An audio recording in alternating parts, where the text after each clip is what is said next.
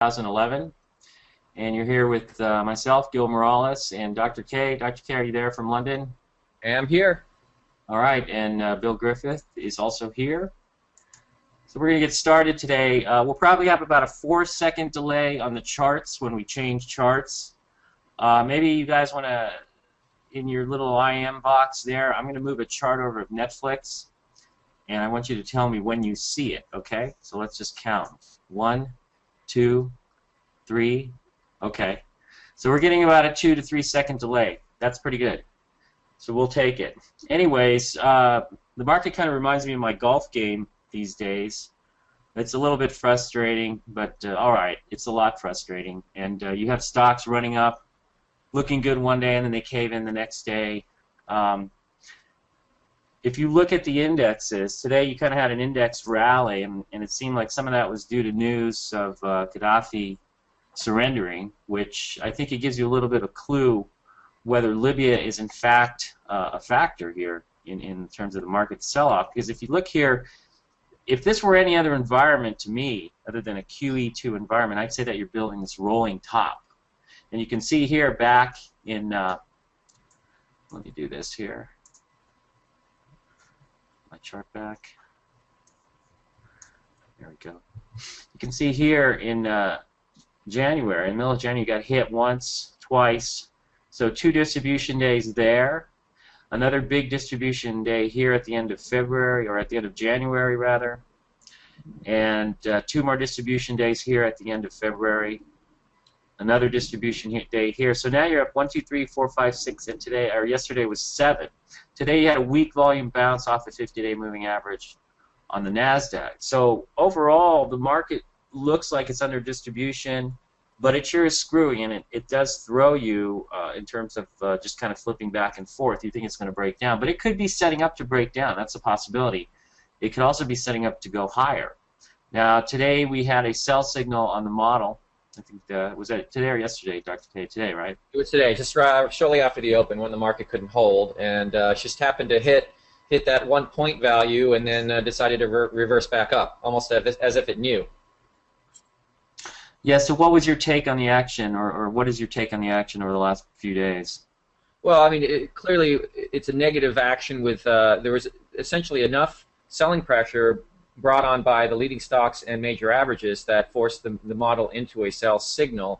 Now, that sell signal was a little delayed compared to more normal markets. The reason being, we've been in a quantitative easing environment since March of 2009, and the model is not a black box. It does change in subtle ways if the market changes in a material manner. And this quantitative easing effect is certainly material. And as O'Neill used to tell us, don't fight the Fed. So because of QE, the NASDAQ, as one representative average, has generally contained its corrections to less than 10% since March of 2009. The only exception is May of 2010, when quantitative easing ended. Now, given that, the sell signals of the model in this kind of environment are not going to be all that profitable. Again, the May one was beautiful, but that's because QE wasn't part of the equation at that point. So I postponed the sell signal on the basis of statistically sound rules that the model has acquired in this environment. And today's action was negative enough to just push it into a sell. And then, of course, we see the market rebound. But this was a very weak bounce today on lower volume. So I would imagine, based on statistics, that the market's more likely to go down than up from here. Now, of course, as I said in my letter, if the market starts to move to new highs on weak volume, it's just QE loud and clear. And in that kind of environment, we are in what you could say is a bull market trend. And I'm not going to argue with the trend. If that happens, the fail-safe's going to kick in, and we're going to revert either to a neutral or buy signal.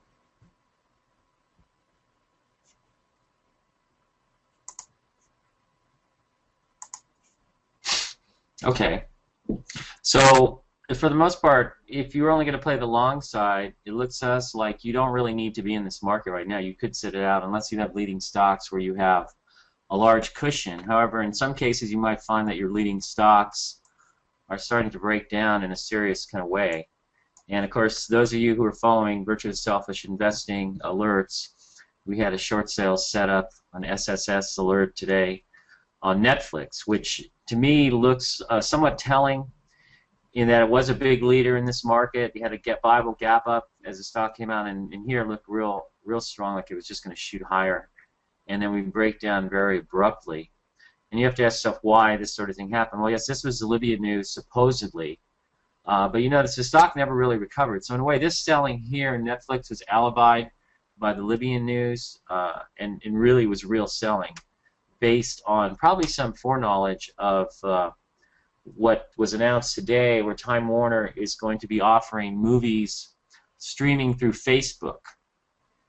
And I think if anybody out there has the capability of outgunning Netflix with respect to getting to a big audience, an entrenched audience with streaming movies, would be Facebook. So they have, Dr. K, they have a pretty huge following. I know we have a Facebook page, Market Timing Pros. Yeah, we have a couple. We have one on the book, and we have Market Timing Pros, which I guess we're up to something closing in on 1,400 followers there, and it's only been out for, I don't know, like 2 or 3 months, the page, so I've been very pleased with the results there. Facebook has over 500 million users, subscribers to that site, and it's only growing at a very fast pace. So to me, this is almost, this potentially is a Netflix killer, because the more people who recognize the power of Facebook, where you can just click a button and watch a film on Facebook. I mean, who needs Netflix? Exactly.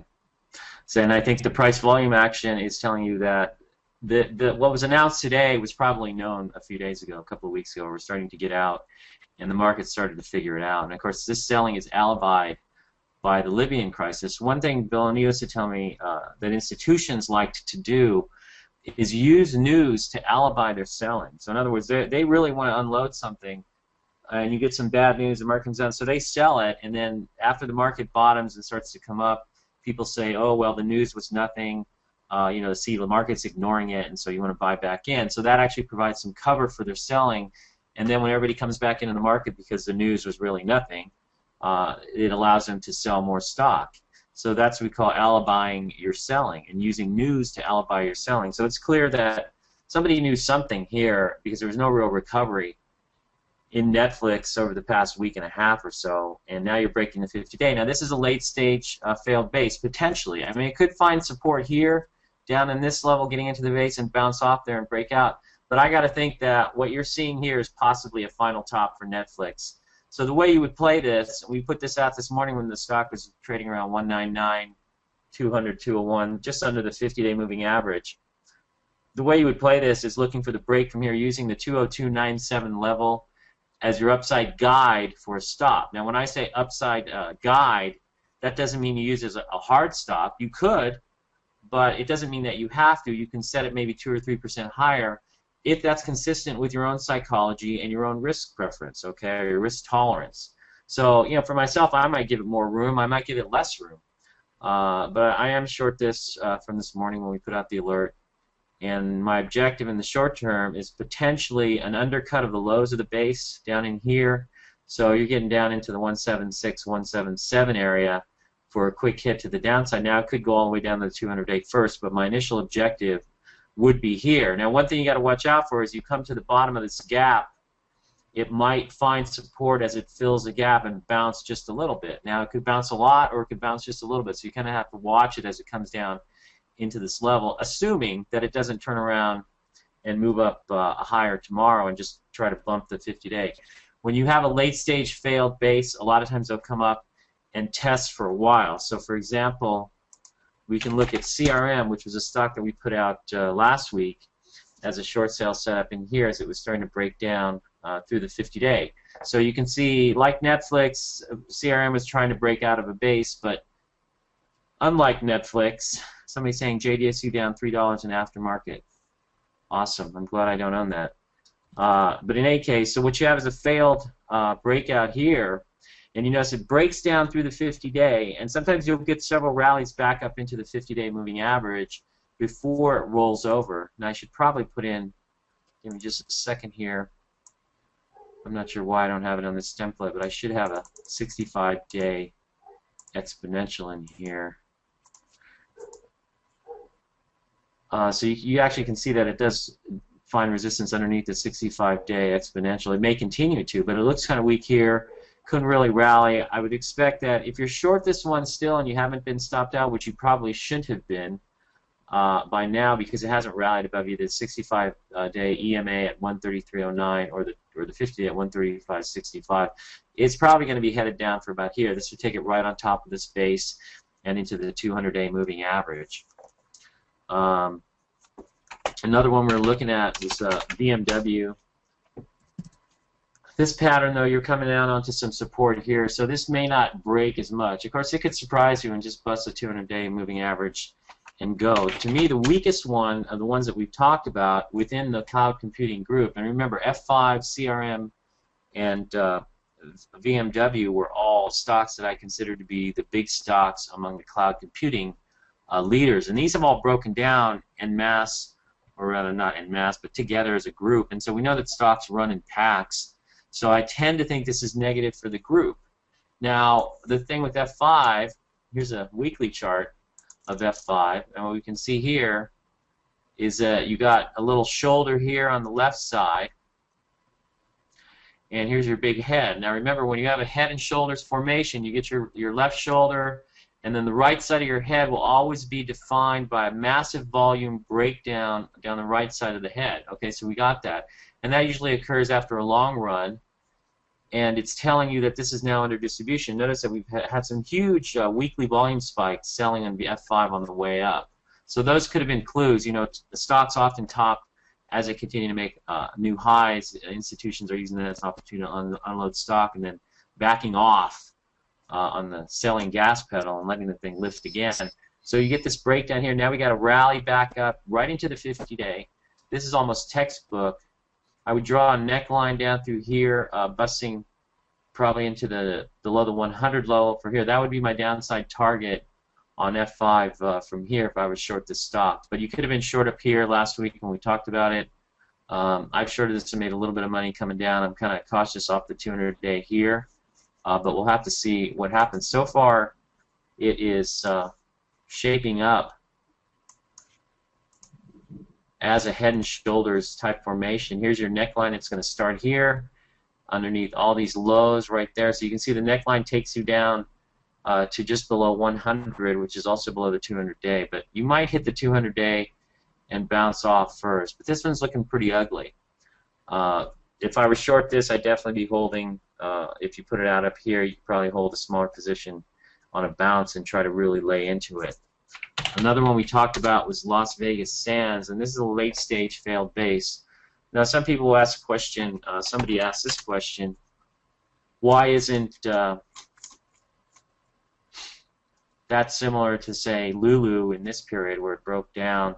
And part of the reason is that LVS, in other words, you know, any stock can drop out of the bottom of its base. But why does LVS look like a potential late-stage failed base? Well, first of all, the stock has had a massive move. So if we go to the weekly chart here, you can see it's a pretty good move off the lows back in March '09. You could have bought this stock for a little over $1. Too bad you don't have a crystal ball or something that allows you to look into the future. But you can see here, this is a climax top. You actually can see this stock's up 1, 2, 3, 4, 5, 6, 7, 8, and it's 10 days in a row, 10 pretty much in here. And you're on the 11th day, you reverse here. So this is a climax top. So now you get this base going. You start to break down out of off the peak. And this reminds me a little bit of Qualcomm. Now bear with me because we're going way back in the time machine, back to, come on, well, keep going back, 2005. Where are we now? 2004. I just want to show this to you. This may take a little bit of time. Still going. Still going. Okay. I think I freaked e-signal out here. Okay, there we go. Now let's look at this.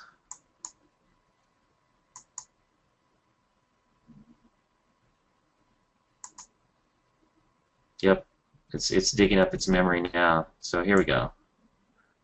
So coming up, I mean, okay, here we go. All right, now you see here's this is not Netflix, but Qualcomm, which was a big winner in '99. You know, at O'Neill, a lot of guys like Lee Freestone made a ton of money in this stock. I was restricted from buying it because you already had tons of it in the firm account. But you can see after it had a climax top, it spent some time building a kind of a flattish base, and then it started to break down below the lows, and the whole thing just came apart.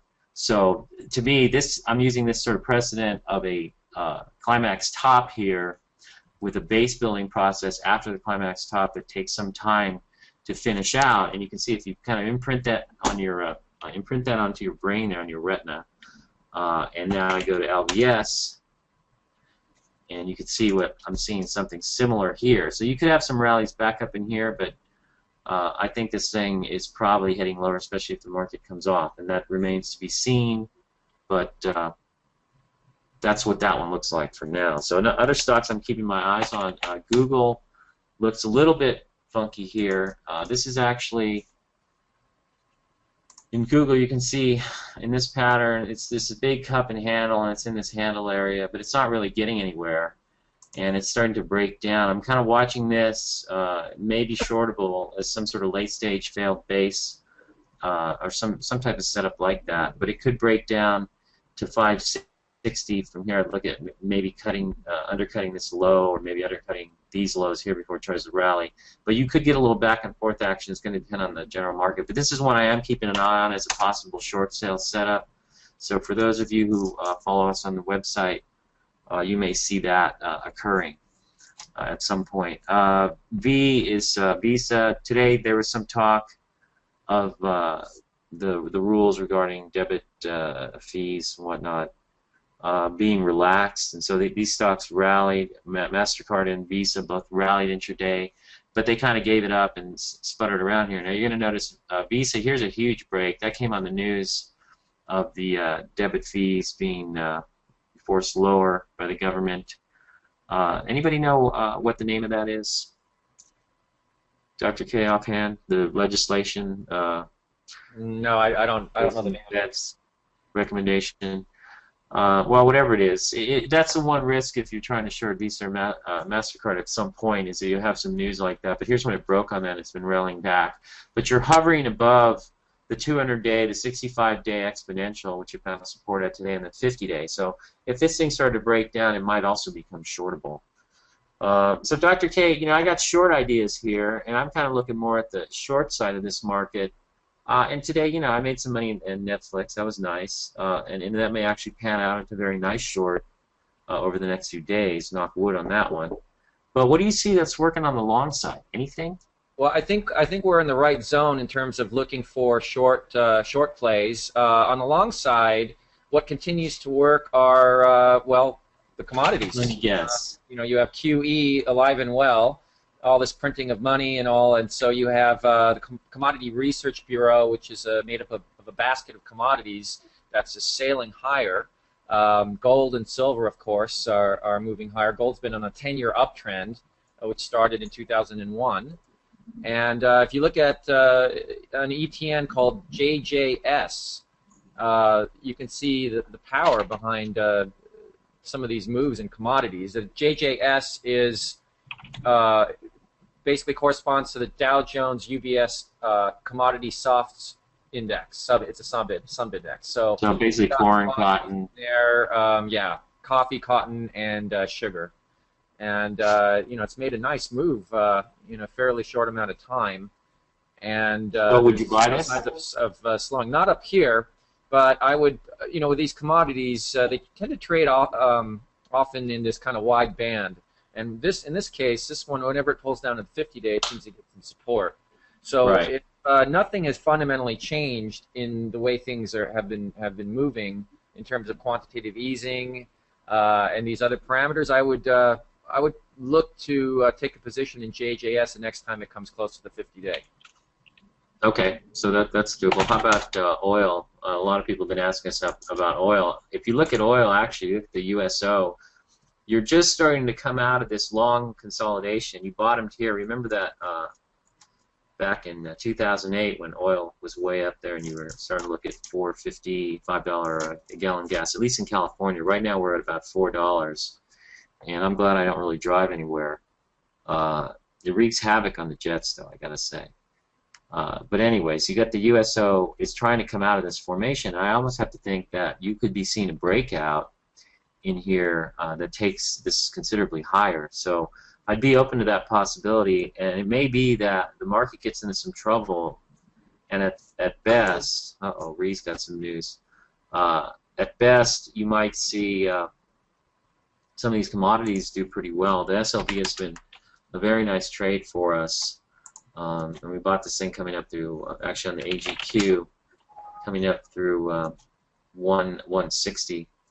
Breaking out, and it's run up very quickly. This is still intact. I don't see that this trend has changed. So if there's anybody who owns any silver or any of these, we did mention the SLV having a quasi pocket pivot coming up through here, but it didn't really pan out on the volume. But it did move up from there, and it broke out. So the silver went up through the 31.50 high on the commodity itself, not the ETFs.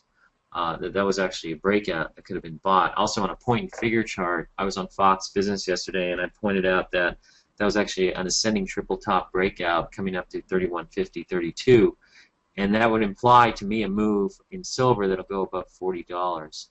So for now, the trend is very much intact. There's really nothing stopping it. You tried to pull back today, you tried to pull back a few days ago, found a little support above the 10-day, and it just not breaking down. So it seems to tell us that the thrust here is going to carry silver considerably higher. Now, in the portfolio simulator, follow the stock portfolio simulator, which again I want to emphasize, it does not reflect what Dr. K and I are doing in our personal accounts. In fact, a lot of times we're doing very much different things in our own accounts. So the portfolio simulator is just kind of a little laboratory so that you can see how someone might handle a portfolio in this market. Now, the interesting thing is I elected to take a kind of a unique stance here, and it's kind of consistent with what I've been doing in my own account in terms of playing market long and short and long and short. So we're short CRM in there, and we're short LVS. CRM at about 130, I think 76.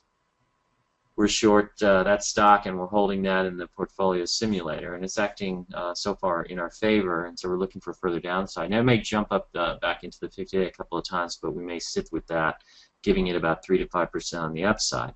The LVS is the same situation. It would have to get up to 46.50 to push us out there. Now the longs, which to me I'm seeing JDSU now trading below 22 after hours, this isn't happening. I'm not sure what's causing it to come off. I'll have to check the news in here. Let's see.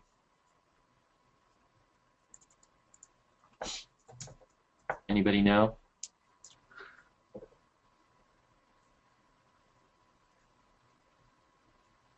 Yeah, I was looking at the news. I couldn't find anything yet. Obviously, there's something's broken on the stock. Something. Yeah, I don't. The volume came in after hours. I don't see anything after hours on Bloomberg, and generally that's where you'd see it. So I don't see anything. Not sure why that's happening, but that's not a good sign. If this thing's broken down to here, that's not a good sign. So, but the thing is, if it goes down 10%, you have a 12.5% position. It's going to hit you per percent or so. That's really not a big deal. The other one we're looking at is OBTI. But my guess is these aren't going to hold up if the market comes in. This thing could pull down into 30 and still be okay. But you notice it tried to pull down today. There was really no volume on this. Oh, Finisar, that's right. Sorry about that. I should have figured that one out. FNSR is getting smacked around after hours, or is it? Doesn't look like it. Looks like it's holding, No, but maybe. It's up a little bit. Yeah, it looks like it's at 40, 50 right now. So maybe they're doing better to the detriment of. Let's see. To the detriment of JDSU. I don't know. But in any case, if that's where that opens up tomorrow, that position's gone, and possibly OBTI. But we're just kind of testing both ways, so you really see you don't get anything going right now in terms of the long side. So I don't think you really want to play. So I put those positions in there to kind of see which side wins. It looks to me like the short side is going to win, and we'll work them from there. So you get to see how I would work some positions on the short side, trying to go a little bit slower, or maybe a lot slower than I might do in my own account where I really go nuts. and try to really nail things on the short side. But if there's a methodical way, you can be 25, 30% short, and if you actually get a nice bear market leg down, you can make 5, 10, 15, 20%. Bill O'Neill used to tell me that if you could make 20 to 25% on the short side during a bear market, you've done very well. I know that one year, 2001, I did about 173%, and then of March of 2010 last year, I was able to make about 100% in 1 month. So when it does work, it can be pretty rewarding. So the key really is to be in position when the window opens, and we're not really sure whether that's going to happen now. The QE thing really throws us for a loop. Wouldn't you say so, Dr. K? I mean, it's pretty obvious in the market direction model, right? Yeah, it's interesting because in 2009, QE pretty much rendered impotent most tried and true indicators that had worked for decades. But right, the one thing that continued to work was the trend following. Here's Finisar after hours. Okay, it closed at 40.04 and it's trading 26.64 bid. Boy, no wonder JDSU is getting smacked. But it may hold down here or it may try to rally tomorrow. But this is pretty bad.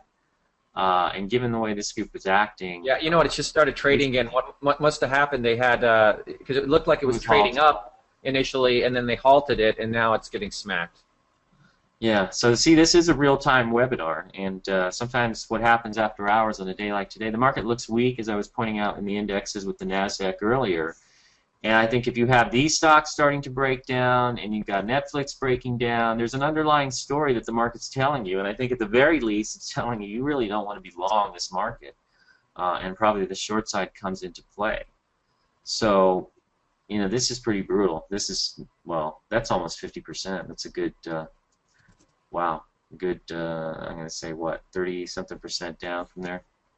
Come on, Dr. K, give me the percentage down right now. It's an interesting market because, FFIV, F5, had no real warning signs. I mean, very mild ones. In fact, I mean, completely forgivable if someone had held in their earnings because the chart pattern looked pretty strong. And then it lost 20% overnight. And now FNSR, after gapping up, it's not the best pattern, especially...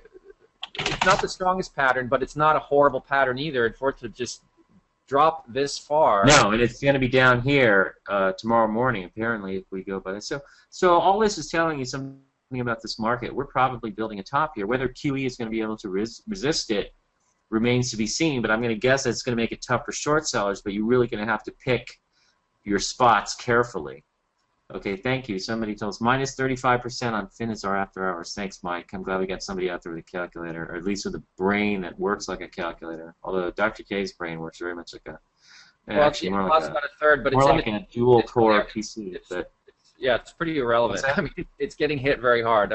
It's killed the chart pattern. Yeah, and that's pretty brutal. Some other things we're seeing in this market, MOS, the fertilizers were all looking pretty good. They had these pocket pivots off the 50. These are reversal pocket pivots, but these are, you're coming down hard. So for them to really succeed is not a high probability, right, Dr. K? It's not looking good, and you want to keep the odds in your favor. And if you don't see the odds enough in your favor, then it's not worth playing. And I mean, you get difficult, challenging moments in the market or periods where the window is only open a little bit. And actually, I mean, my advice, not just to everybody here, but to myself as well, is don't play. Just stay on the sidelines. Now, in practice, I find that's very challenging for me to stay on the sidelines. I like to engage myself, being in the market. One way I deal with that is by putting on small positions when the window is not open very much, or if it's not, if you just get a crack, then just play lightly, and then if you're wrong, you're not going to lose very much. But at least it fulfills that. If you have to be involved in the market because you see what you think is a good buy opportunity, then take a position, but make sure it's on the smaller side. Yeah, for my money, I think I just avoid the long side unless I already own AGQ or SLV.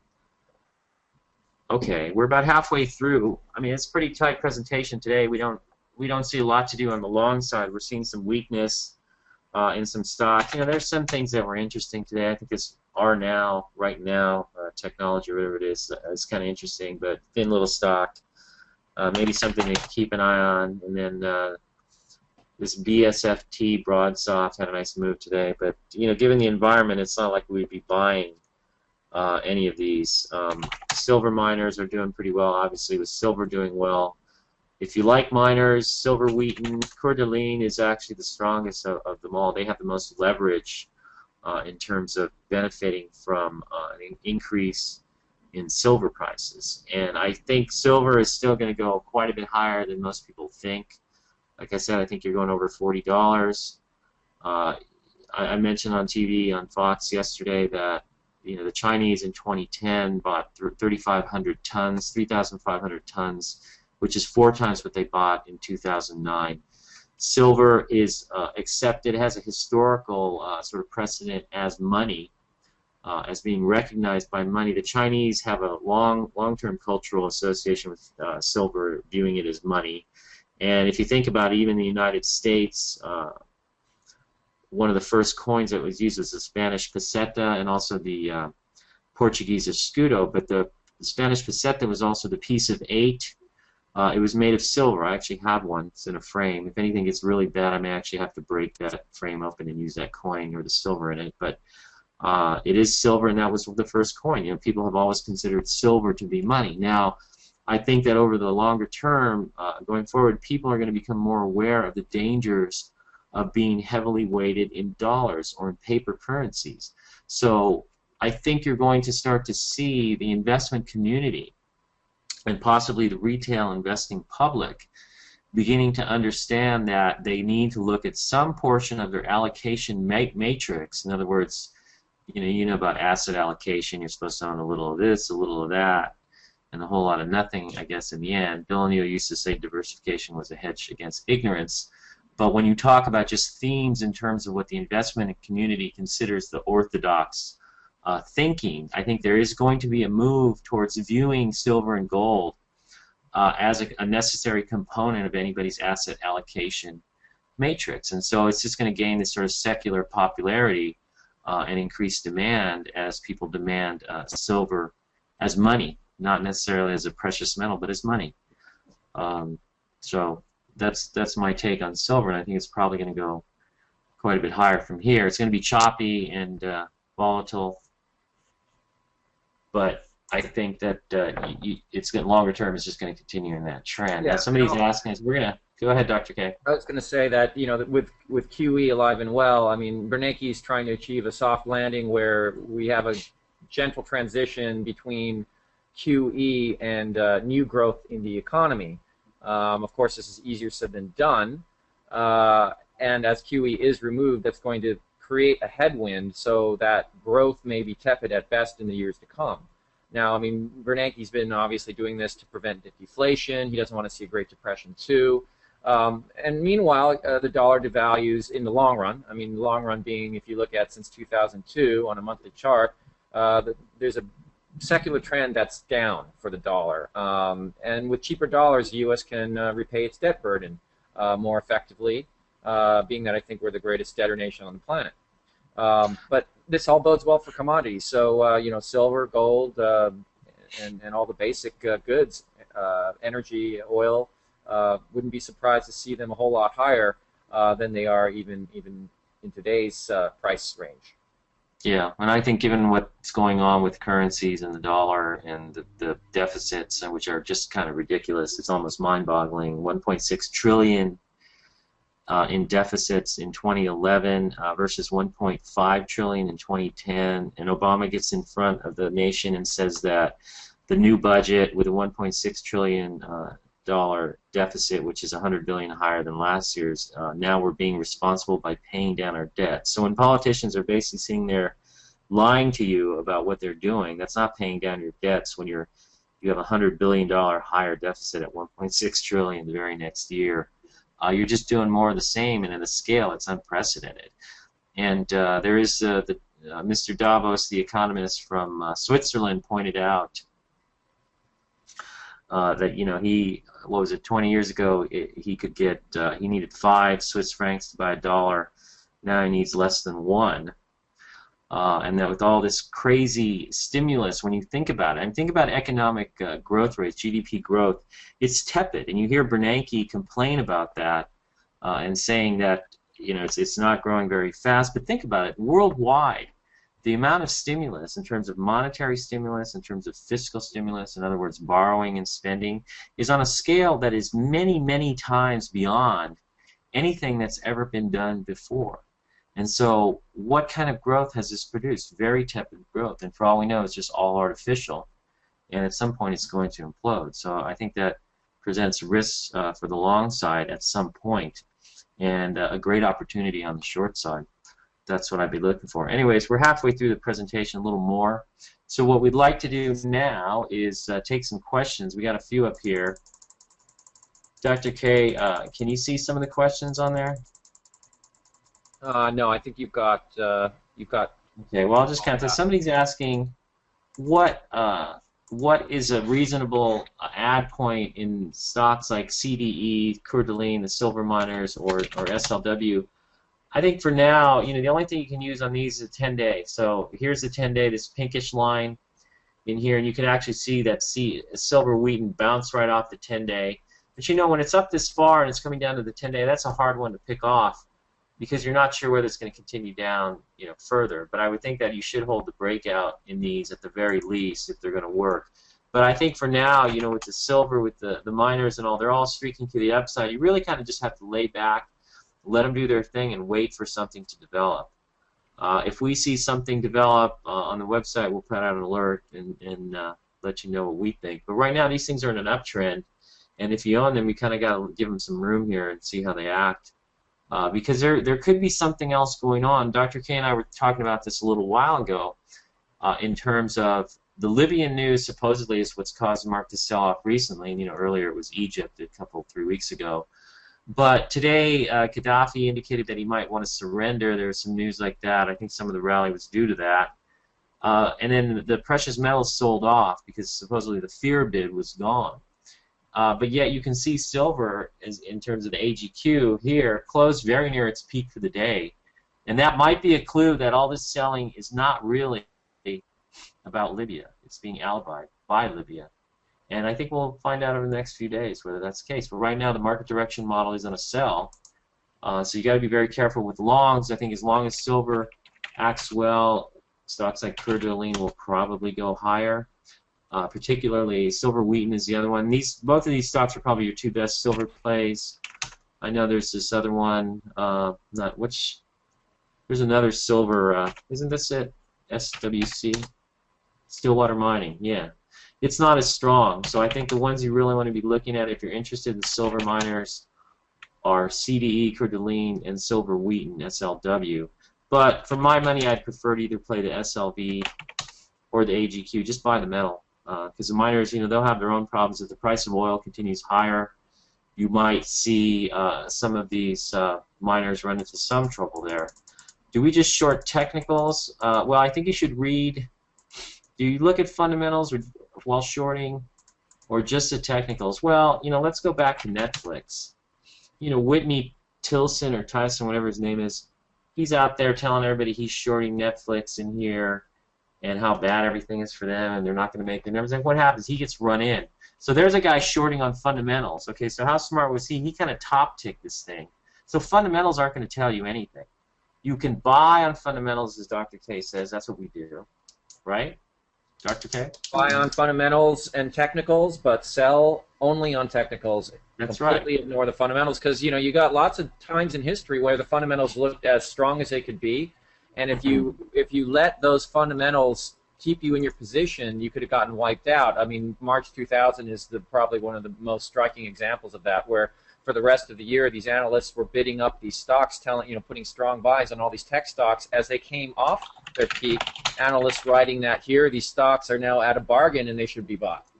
But we all know what happened from 2000 to 2002. Not only did the NASDAQ lose 78% of its value from peak to trough, but a lot of those same tech stocks lost more than 90% of their value. Right, and if you want to find out more about how we short, I suggest getting this book, How to Make Money Selling Stocks Short. Yeah, I know, it sounds like a shameless plug, but I don't make a dime off of this. I actually have never made a dime off of this book, but it does pretty much encapsulate an O'Neill-style approach to short selling. And it looks to me at $13.57, which is also eligible for free Super Saver shipping. This is a deal. Anyways. But it's a good book. All in. I think it explains short selling the way it should be done. Your window opens when the leading stocks from the prior up phase in the market start to break down, and those are your targets. So look at what are we looking at? We've been looking at CRM. We've been looking at F5. We've been looking at LVS. Whoops, that's not the right symbol there. Now I'm looking at things like Google. And you may start to see more, but what you will see is you'll see more and more leading stocks start to set up in these topping patterns, and that tells you something about the market. So moving down, people want to look at Open Table. I use Open Table. I've been using them for about 10, 11 years. It's building a base in here, so it's holding up so far. There's nothing really wrong. I don't have a crystal ball, so I can't tell you if it's on the verge of busting, if that's what you really want to know. Riverbed is another one.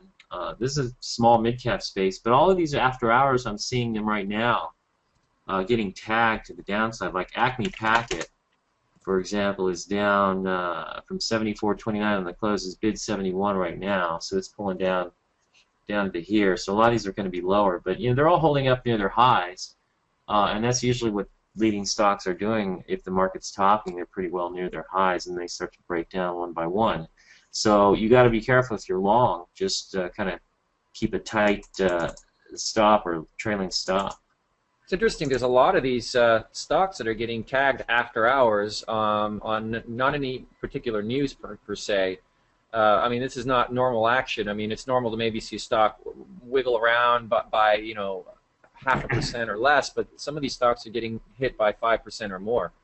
Mm-hmm. Here's a question. You say you like to buy expensive stocks rather than cheap stocks. You have a mental cutoff or range that divides expensive and cheap stocks. Well, the basic idea is that the higher the price, $100 stocks tend to be higher quality than $10 stocks. Stocks that have broad institutional ownership and following are more what I consider not necessarily expensive. When you say expensive versus cheap, what you really mean is stocks that are trading at higher prices than stocks trading at lower prices, because a stock trading at $5 is not necessarily cheap if it's on its way to $2, and a stock trading at $200 is not necessarily expensive if it's on its way to $400. So I think I would just kind of shift your thinking there in terms of the terminology. What we're talking about here is quality. What do we use as measures of quality for stocks? Well, the price is always one of the first ones. How many shares does it trade a day on average, and how does that turn into the average dollar volume? Stocks that trade $1 billion a day in average dollar volume, maybe 1 million shares a day, those are big stocks. Institutions are trafficking in them. When you look at stuff, little junky stocks trading at $10 a share that trade 150,000 shares a day, well, for all you know, that's just a bunch of retail brokers getting their dumb clients to buy the stock, and they're running it up. So you don't really know whether those have institutional sponsorship. And I'm going to tell you where, I liked this stock when it was breaking out, but you know what? I screwed up. I should have paid attention to the fact that this thing doesn't really have that much institutional sponsorship, and that came to roost eventually. So a junky little stock selling for a teenage price. People get into them because they think they can buy a lot of shares, but it's not where you want to go. So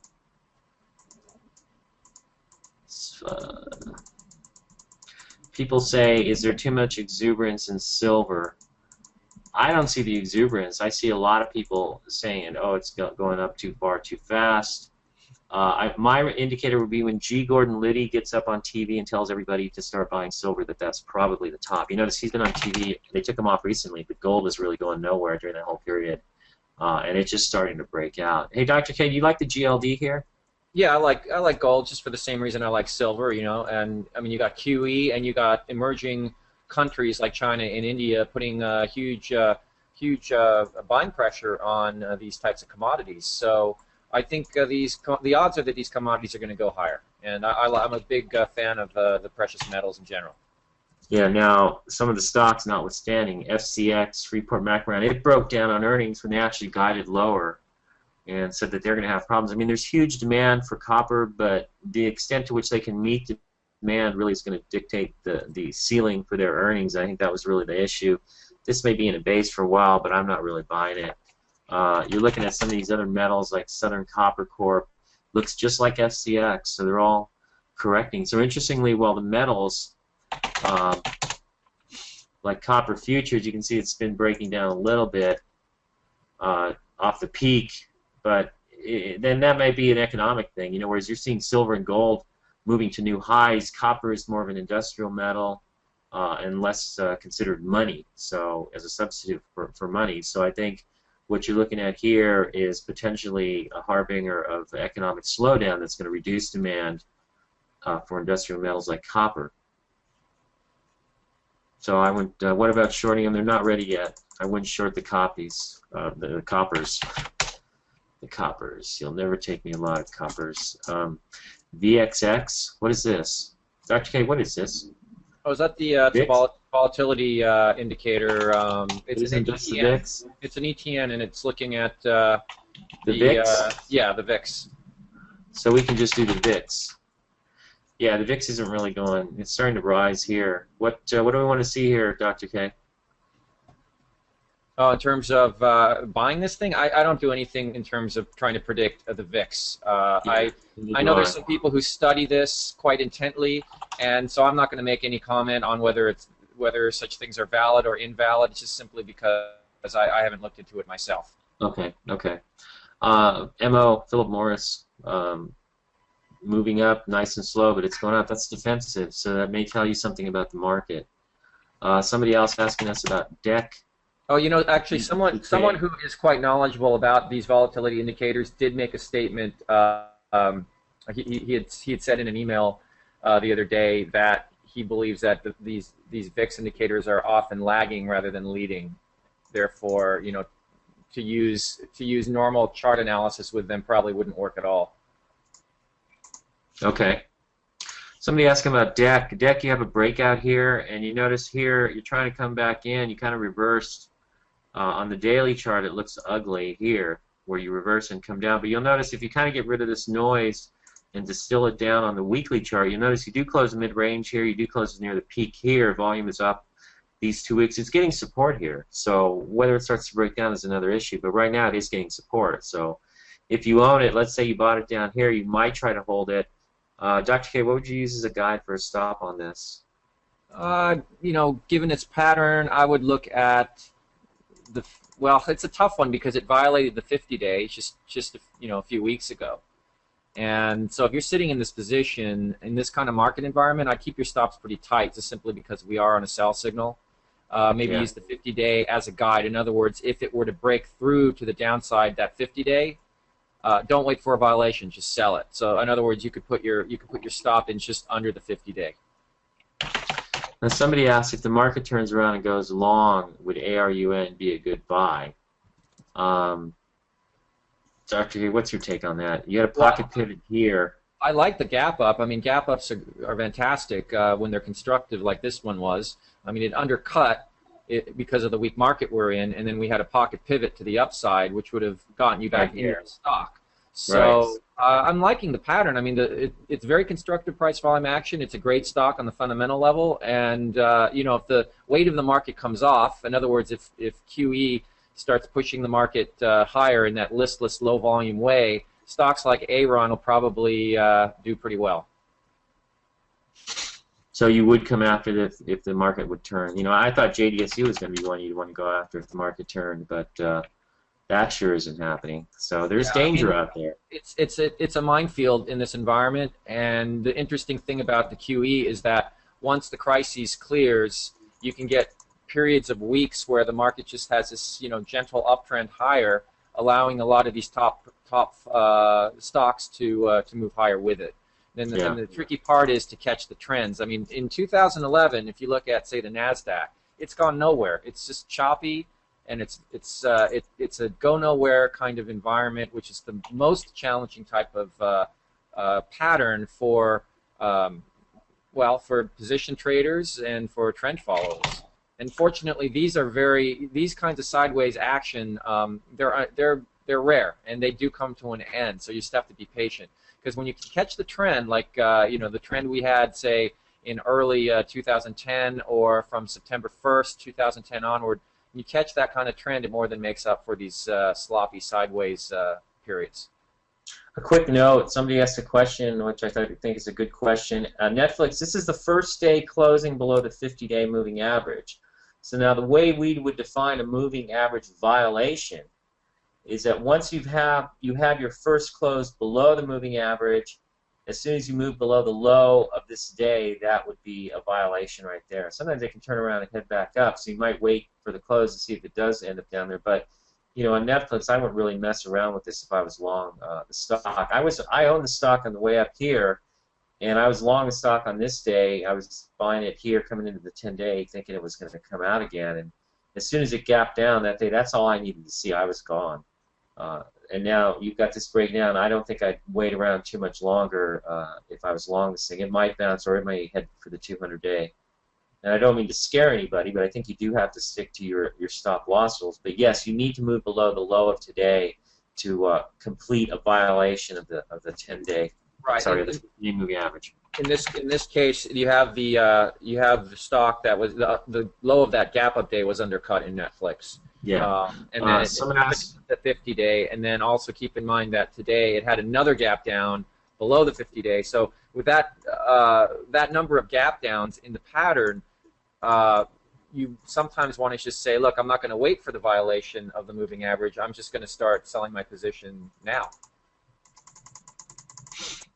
Amazon is one that people ask about. I mean, this is a double top, and you might notice somebody asked about Apple.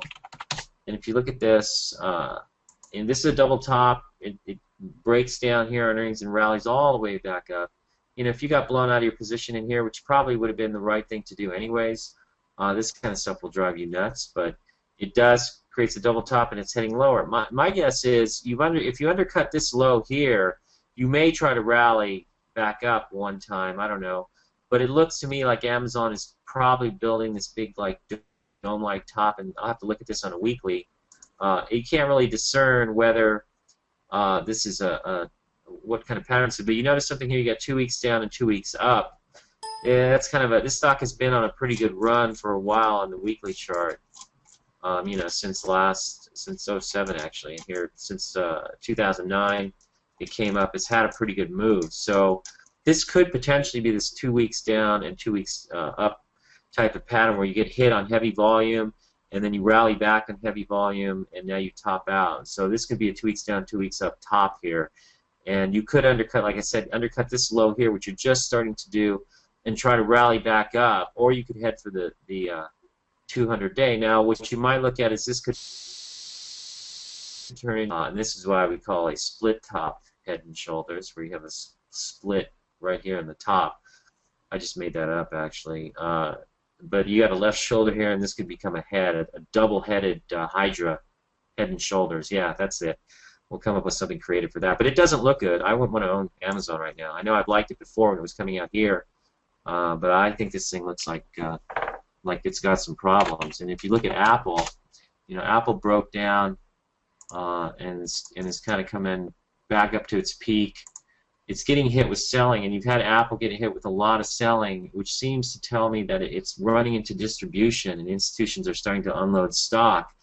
But some of the news flow has been favorable with the iPad 2 coming out. But, you know, Apple's at the top of their game, but a lot of times that's when stocks top. Everybody owns this thing. It's selling at about 16 times forward estimates. And one thing I have to ask myself is, with growth rates above 50% in the most recent quarter for earnings, why is this thing selling at 16 times forward earnings? Is there something wrong? Billy, my trader, you're out there, aren't you, Billy? You probably went to sleep. But anyways, yep, I'm here. Just had to unmute. He's there. Yeah. Your theory is that there's a Steve Jobs premium or actually discount in the stock in case something happens to Steve Jobs, and that may be true. But what it looks like to me is this thing may be starting to top. So I don't know. If you're really adventurous, you could short it here using a stop somewhere up here. On a percentage basis, it's pretty tiny, but maybe it tops out. That's not usually the way I try and short stocks, but sometimes I will try and do that if I want to get tricky and just kind of play it that way. And I think it could potentially head back down to the 50-day. Apple typically has held the 50-day on the way up. So I would use that as your ultimate downside guide for a stop. Let's get through some other questions here. Is CCJ topping?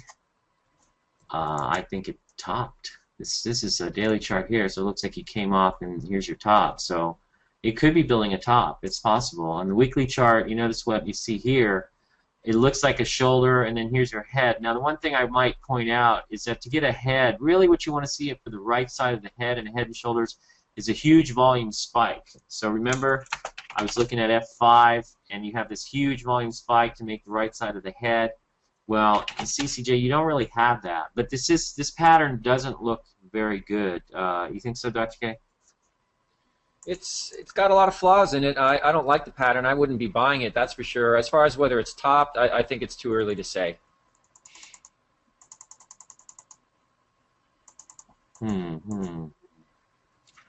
On a stock like Netflix, are you looking for? No, I think I've explained Netflix pretty well. It could rally up to the 50-day, and then you might see it wedge up there. But I think Netflix, you could be shorted here using the 50-day moving average as your stop. What is this? I've heard. Here you go, Dr. K. I've heard a few comments about too much complacency and not enough fear in the market to have much of a correction at this point. What are your thoughts? So in other words, people are too complacent to have a serious correction. Well, if you have complacency, well, you mean as in expectation that the market's just going to continue to trend higher? So over optimism? Yeah, so no one's ever going to sell. I don't know. Institutions will sell, so yeah. I'm not so sure they're complacent. Right. I mean, there are signs in the last couple of weeks that big money is getting a little nervous here. So, that certainly if they start to move out en masse, the market's going to come off pretty hard. I mean, even with QE, QE is only so powerful. So, again, there are enough signs on the wall to push the model into a sell signal, but we'll see. I don't try to make any kind of predictions going forward. I just look at the market on a day-to-day basis, and I get enough information. Right. So trying to figure out whether complacency is a factor is kind of just a sort of form of mental masturbation then. Yeah, pretty much. Yeah. Chipotle, Mexican Grill. Well, something about this stock's had a big run, okay? But you notice this is a little bit like Decker's in that it had a breakout. Now, I know IBD said something about, stock broke out, so here's your buy point. That's way too high when you come straight up off the bottom like that, and then you break down more than 8% from the buy point. I think they got their buy points wrong on this one. If you recall, this had a pocket pivot right here. This is a daily chart. So you had a pocket pivot buy point here, and then you break out. So you really might consider the only valid buy point in terms of a low-risk point, because here you're way up off the low, so you come straight up from the bottom. And that's usually a problem. And of course, in this case, it is a problem because the stock comes back and tests the 50-day and the 65-day exponential, the black line, remember. And as you pull back here, you get some volume in here, and you close in the upper half. So that's telling you you're getting some support. Now you pull back again, and notice how down here the volume dries up. And then again, volume picks up, blue volume picks up, and you bounce and you go back up. Is it still a leading stock? Well, it's not too far off of its highs, technically, so we might consider it still a leading stock, but it could break down, and if it does, now you got a problem. Yeah, the stock held up pretty well. In face of what the market's done over the last few weeks, the stock has held up, decently. Where you have that mid-bar close, clear sign of support, and then the last couple of days you had low volume pullback. So it looks constructive to me, and it's a great stock on the fundamentals. So again, if the weight of the market comes off, and that sell signal in the model were to be neutralized or even switch back to a buy, I think this stock could continue to be a contender. Here's a good question real quick. LVS, what's the target? The target here would be the 200-day moving average. That's pretty easy. You might undercut this low and maybe try and rally up, but I would say if you're holding this for a bigger move, and you kind of have to decide how you're going to trade this. A lot of times I'll try to trade things back and forth and try to be in there when you get that big crack, try to minimize my risk. But I think here your target is the 200-day moving average right now at 37.29 roughly. Let's look at some other questions. BRKB, not really one Is that right? Or should that just be BRKB? It's not coming up. Well, What would it's the symbol probably be? try Berkshire. BRK apostrophe B. Sometimes they use apostrophe. Yeah. Yeah. Not coming up. Invalid symbol. How about BRK? How do you do it? Somebody want to Dot B. glass? BRK dot B. Thanks, Pete. Somebody knows what they're doing around here. That's how we use him as our trader. I don't know. It's hanging out, coming out of a base. It broke out. Probably a defensive move. A defensive type of stock, I think. Here's one. Dr. K, would you take a pocket pivot in MCP if it happened over the next 10 days? Well, it depends on what the next 10 days, how the price volume traced out, of course. I mean, yeah, right I now, suppose if we had a very nice quiet consolidation that was constructive over the next 10 days, and you get a pocket pivot off that, that would probably be viable.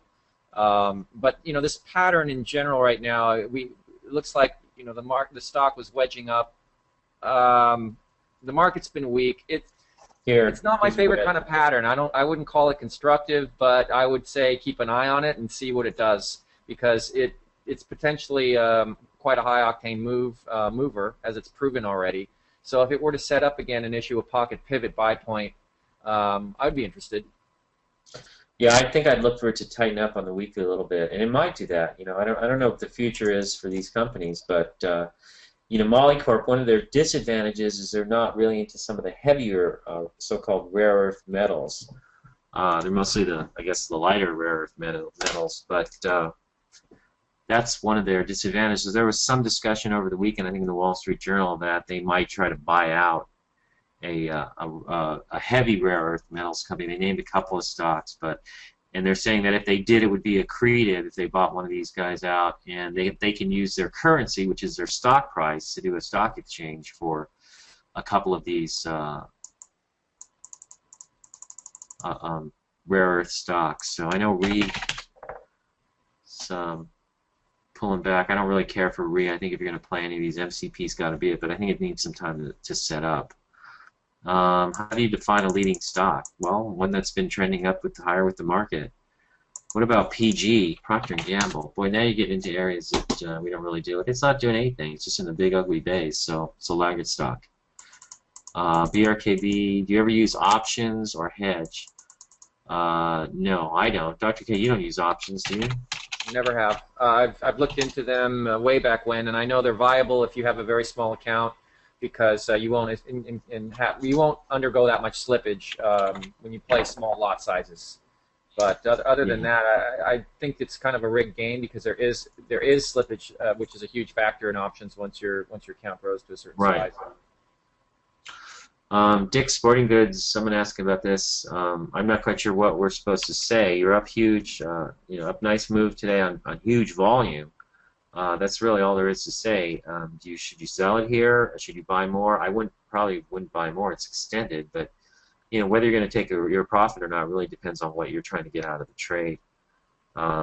If you've been holding it for a long time, you think the market's getting into trouble, you might take some profit here, maybe half a profit. I don't know. What would you do, Dr. K, if you own this? Well, yeah, I mean, okay, from my viewpoint, it's a gap up on good volume on a good earnings report. And I would, the market environment is weak, but again, just because the model goes onto a sell doesn't mean I'm going to sell my stocks. And if I had this one, I would sit with it. I would hold it, and let's see if it breaks. If it broke below the low of today's gap up by say more than 1 or 2%, then I'd probably be selling the position, because that's telling me that either the stock or the market is not acting right. Otherwise, I just sit in the position and attempt to maybe use the the 10 and 50-day sell rules to keep me in the position. It's a retail stock, so it's going to be a little bit more volatile than your typical industry group. So also keep that in mind. Yeah, and if you toss and turn all night, worried about losing your profit in Dick's Sporting Goods, you could always sell half of it and see if that helps you sleep better. What is slippage?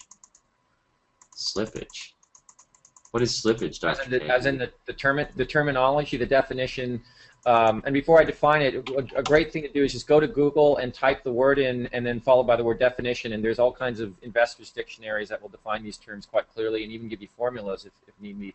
But slippage essentially is a perfect example. Is you're trying to buy a stock at 21 and you get filled at 21.4 because of slippage in the market. In other words, there's so much buying going on at 21 because, say, it was breaking out and you didn't get filled at 21, you got filled at 21.4, 21.4. Yeah. Slippage is a fact of life. Slippage in options, if you have a $250,000 account, is prohibitively large if you're playing some of these thinner stocks that have options. So again, it becomes a very rigged game because your slippage is basically part of your risk element in putting on a trade. So you want to make sure you're buying stocks that have minimal slippage. And this is another reason why, by the way, a $2 stock versus a $200 stock is not a good play. Buying a $2 stock, you're going to have a lot more slippage, just by the fact of the way markets are made in $2 stocks versus a $200 stock. And so, again, you want to keep the odds in your favor as much as possible. So stay away from the junk. And I might add that statistically speaking, the odds of a stock going from $2 to $4 is incredibly low compared to the stock a stock going from $200 to $400, assuming both of these names have a great story behind them. Yeah. So, but in options, you're talking about options and slippage. It's basically if you have a very thinly traded option and you're trying to fill a large order to buy options in a particular strike price and month, there may not be enough of a supply to keep you from pushing this price up. That's slippage as well. Asking about the solar, somebody mentioned TAN. I don't know. That's Guggenheim. So that's a dog if I've ever seen one. Again, it's a cheap stock. I wouldn't mess with anything like this. And meanwhile, you don't see anything acting very well. First Solar was starting to act a little better here. You had some of the other ones, GT Solar, cheap stock, cheap Chinese stock. It has great earnings, but you got to ask yourself, if the earnings are so great and this thing's going to launch, why is it selling at $10? I go back to why this is another Chinese stock. This had the same thing going on, huge earnings estimates, but cheap stock. And why is it that? Well, it's probably telling you something. Yeah, I've noticed actually over the last couple of years, even before 2008, you had some Chinese stocks that had amazing earnings track records that had been established. I mean, we're talking 60, 70, 80% quarter-over-quarter growth rates, and yet the PE is trading around 10, 11, 12. And at the time, it seemed like a great bargain, but one by one, I noticed most of these stocks don't really go anywhere, or they have a lot of problems. So, in other words, the market's smarter than we are, and it's telling us that there is something that's perhaps dysfunctional in the stock. Do you place limit orders? Never place limit orders. Yeah, just buy it. If you like it, just buy it. As long as this doesn't exceed your risk tolerance levels. Yeah. Someone asks, it's Gracie L, I know her, asking if I would short Goldman Sachs. No, not really. This is a tough one, and I wouldn't mess with this. I think I like something like Netflix a little better. Somebody's asking, what is layering in on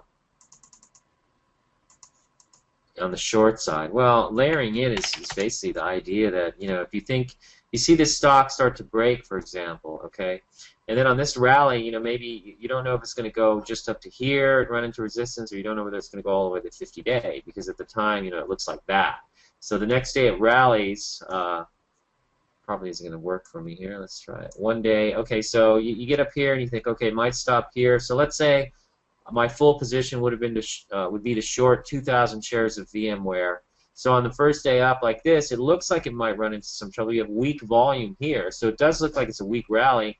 Maybe you short 1,000, okay, and then the next day, weak volume again, but it does push a little higher in the 50. So maybe you put out the other 1,000 up here. That's what I call layering in short positions if you're shorting into rallies, which is what I prefer to do, and I prefer to build my positions that way. So that's basically what we're talking about. Somebody asks if the trannies diverging from the Dow. You have this. This is the trannies here. You can see big break, trying to rally back. Is it diverging from the Dow? To some extent, and that might be telling you things are getting weak, but I think you can kind of surmise a lot of that from what's going on with a lot of other stocks. So yeah, but the market does look weak Somebody's asking, FMCN is up after hours. Well, it's up after hours. I think that's great if you own it. Upside guidance about 28.50. Earnings release dates cause delay in entry or exit. I'm not quite sure what that means. Do you mean if this gap's up tomorrow, could it be sometimes you have a viable gap up on earnings, but I'm not really sure what that means. Can earnings release dates cause delay in entry or exit? Let's see. Do you use intraday charts much? Only if I want to scare myself out of a stock. They're great for that. And I tend to think there are algos that know where the intraday support and resistance levels are, and they mess with people that way. I don't like the banks. I wouldn't buy Bank of America. Yeah, that's a pocket pivot, I guess. But I don't think I'd buy it. Some of the other financials, I don't know, iffy. Last few questions, we're getting to the end of it. Is Jazz churning? Whoops, you got two Z's. Is Jazz churning? Churning. Well, it went higher today and the volume was up, so I don't know if that's churning necessarily, but it did stall up at the peak. So closing the lower half, volume was up, but it doesn't necessarily mean it's in any kind of trouble. This stock's been a leader for a while, ever since this Bible gap up here that you had, and it never looked back. So you could have bought it there. If you own it there, I don't know if it's churning, but what do you think here, Dr. K? It was interesting because there were 2 days where the market was down big and Jazz was actually up fractionally, which told me there's something going on in this stock that's very powerful. And sure enough, today's earnings report was, I guess, met with bullish sentiment because the stock did go a lot higher and then got yanked back down. I think it's partly, the condition of the market that we're in. But Jazz looks very good for, so far so good. If you got a position, do your best to sit with it. For now, yeah, so no reason to panic out of it. Somebody asking about Baidu. Today actually was a down day. Let's see, I don't see any volume in it today. Is that right? Is there an error here? Well, on Wanda it was up fractionally, or actually no, it was up. It was a flat day. It closed where it closed yesterday. Volume was light. I don't know. Is it going to roll over? I don't think you can really say anything. This hasn't topped, so. It would have to break down through the 50-day like Netflix has, because you had a gap up here. You're actually holding above the lows of the gap up day here. So, this is still okay. There's nothing really wrong. You can try and guess it's going to roll over if you want to, but I can't tell you for sure. You want to see it break down probably like Netflix and bust the 50-day. So, how do you get O'Neill volume on eSignal? We use an EFS file down at the bottom. It's not O'Neill volume, by the way. A friend of ours, Mike Scott, so I don't know if you're out there, Mike, but we're still grateful to you for writing that EFS. All it does is give you a 50-day moving average of volume on a chart with red for down days on the volume. This sort of says O'Neill volume, but that's just what Mike named it. He's just trying to get us in trouble with O'Neill because they'll say that we're using something of theirs without really paying any attention to what it really is, which is just a 50-day moving average on a chart. We have the EFS file. We might, if there's enough people who want it for their eSignal, we can probably put it up on the website for download. So you can email us and let us know if that's what you want.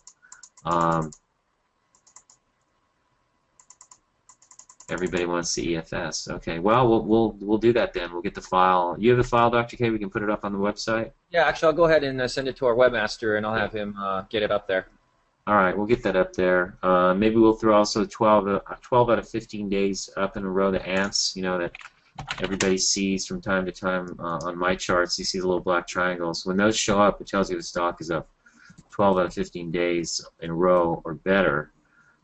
In some markets, it's a great indicator. In these markets, it really hasn't been.